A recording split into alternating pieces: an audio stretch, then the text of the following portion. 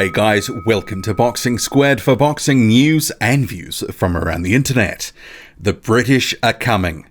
Big news emerging out of the United States that Dillian Whyte is on the brink of joining ESPN and Top Rank, leaving his promoter Eddie Hearn and the Matchroom stable to join Tyson Fury. So a deal is imminent from reports that are online, and I will go to one of those reports and then some thoughts, because this is a massive development. Dillian Whyte, the number 2 heavyweight in the Matchroom stable behind Anthony Joshua, set to leave, and that leaves a bit of a gaping hole in the domestic scene in the United Kingdom, and really the stocks start to look a little bit thin there for Matchroom at heavyweight, but we'll come to that shortly, so buckle in, let's go. So if we go to the boxing scene story, just for the context here, so it says, Dillian Whyte's deal with Top Rank and ESPN nearing completion. That is the headline.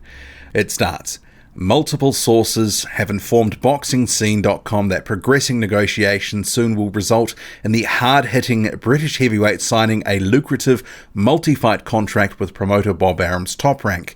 Whyte will make his Top Rank debut on an undetermined date. That fight likely will be streamed by ESPN from an unchosen venue in the United States. Its deal with Whyte will be the second for a top 10 heavyweight in less than a month for Top Rank, which has an exclusive content partnership with ESPN. Top Rank announced the signing of another British heavyweight, Tyson Fury, on February 18. Further down here, it goes through Whyte's record, the fact that he's won 9 straight since his loss to Anthony Joshua, including 5 knockouts. The negotiations, the failed negotiations with Anthony Joshua, where he would have got upwards of at least $4 million. And then on to saying Whyte went on a tour of the United States to shop his services. He had meetings with representatives from ESPN, Showtime and DAZN, with which Hearn's Matchroom Boxing is partnered in the US. Whyte initially was asking for more money than any of those potential partners were willing to pay. ESPN's increase in Top Rank's budget for 2019 and a directive from the network's decision makers to become more involved in the heavyweight division eventually led to common ground among Whyte's management team and those negotiating on behalf of Arum's Top Rank. An official announcement of Whyte's deal with Top Rank and ESPN will be made once his contract is finalized. There you have it. So this is news emerging, breaking news emerging that Dillian Whyte will be signing with ESPN and Top Rank. And from the way that Boxing Scene is pitching that, it sounds like it's a done deal from the information that they have. And if this does come to pass, this is a massive move, one for Dillian Whyte, but also more broadly for Top Rank and ESPN. And they are really making a power play to try take over the heavyweight division. They have been on a bit of a spending spree in recent months, and it actually, no one really saw this coming. There was the deal that they did with Kubrat Pulev that really went under the radar, and whether you agree or not, Kubrat Pulev is still a top 15 guy, if not inside the top 10. So they sort of signed him. That went very under the radar. That was a co-promotional arrangement with his promoters, John Wirt and Ivalo Gotsev from Epic Sports and Entertainment. And then the Tyson Fury deal came out of the blue.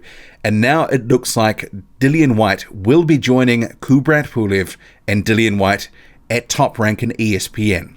This is a very big change of events from just a few weeks ago. No one really saw this coming, and it really does show that ESPN in particular, with some of what you just heard with the increasing their budget, wanting to make a play in the heavyweight division, that they have a commitment to the sport of boxing, and in particular, they want to build the stocks of heavyweight fighters, good heavyweight fighters, top 10 contenders within their stable. Because before Tyson Fury, before Kubrat Pulev, and before Dillian Whyte, or soon to be Dillian Whyte, they didn't really have too much in the way of heavyweights. There was Andy Ruiz, but he has since left. He's gone to PBC. Bryant Jennings, he's just been beaten. So you look at that, the stocks were a bit thin. They do have a couple of prospects that have come on board recently, talented prospects, Guido Vianello and Sonny Conto, but they are names for the future. They're not going to be involved in any big fights, with the likes of Tyson Fury, Dillian Whyte anytime soon. So if Dillian Whyte does in fact leave Matchroom, and I guess you could say the catalyst for this is these failed negotiations with Anthony Joshua. And Eddie Hearn, he was the middleman in that situation, representing both fighters, trying to come to an arrangement that suited both. couldn't get the deal done. And the fact that Dillian Whyte has an understanding with Hearn that he's on a fight-by-fight deal, it presented an opportunity where he didn't like what he was getting. He didn't like the disrespect that he has said was shown to him through what he's described as low-ball offers and Joshua getting more of a cut in the event of a rematch, that he's decided, from all accounts here, to leave and bolt to the United States. So the British are coming.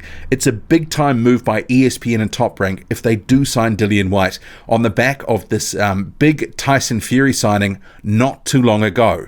And for Dillian Whyte, I actually think it's a relatively good move.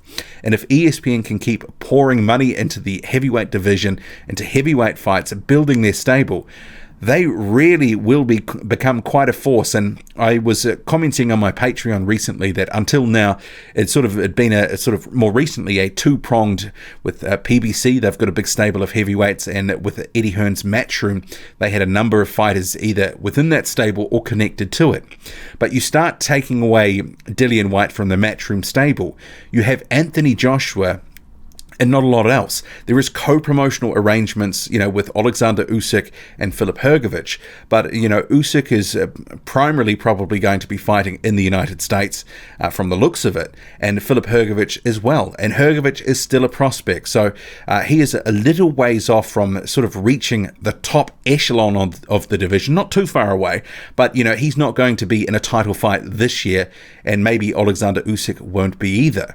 But you take away Dillian Whyte, the number 2 guy, even though ironically he will be the number 2 guy at ESPN and Top Rank behind Tyson Fury, the stocks start to look a little bit thin.